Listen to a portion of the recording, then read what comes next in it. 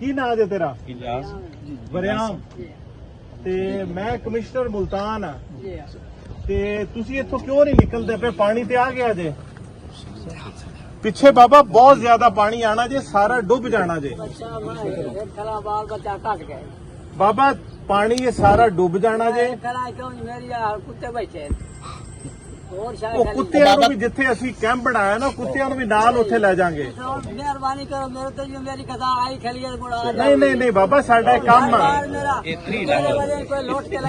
ਉਹ ਬਾਬਾ ਪੁਲਿਸ ਹੁਣ ਮੈਂ ਤੁਹਾਡੀ ਮਿਹਨਤ ਕਰਾਂਗਾ। ਕਿਆ ਬਾਬਾ? ਬਾਕੀ ਬੱਚੇ ਘੱਟ ਲਗਾਏ, ਫੌਜੀ ਸ਼ਾਹ ਲਗਾਏ। ਬਾਬਾ ਇਹ ਪੁਲਿਸ ਮੇਰੀ ਜਿਹੜੀ ਹੈ ਨਾ, ਮੈਂ ਤੁਹਾਡੀ ਦਵਾਈ ਕਹਿਣਾ ਜੇ ਮੈਂ ਉਹਨੇ ਜਾਵਣਾ ਹੀ ਹੈ ਨਾ, ਤਾਂ ਫਿਰ ਮੈਂ ਹਾਲ ਨਹੀਂ ਅਸੀਂ ਬਾਬਾ ਹਰ ਹਾਲ ਵਿੱਚ ਤੈਨੂੰ ਬਚਾਣਾ ਜੇ। ਜਿਹੜੇ ਪੁਲਿਸ ਤੇਰੇ ਡੰਗਰ ਦੀ ਹਿਫਾਜ਼ਤ ਹੈ, ਕੋਈ ਸਮਾਨ ਕੀਮਤੀ ਪਿਆ ਨਾ, ਉਹ ਪੁਲਿਸ ਇੱਥੇ ਮੌਜੂਦ ਹੈ, ਪੁਲਿਸ ਇਹਦੀ ਹਿਫਾਜ਼ਤ ਕਰੇਗੀ। ਔਰ ਜਿਹੜਾ ਤੇਰਾ ਕੀਮਤੀ ਸਮਾਨ ਤੂੰ ਲੈ ਕੇ ਜਾਣਾ ਚਾਹਨਾ, ਜੋ ਵੀ ਅਸੀਂ ਨਾਲ ਪਹੁੰਚਾ ਦਿੰਨੇ ਆ।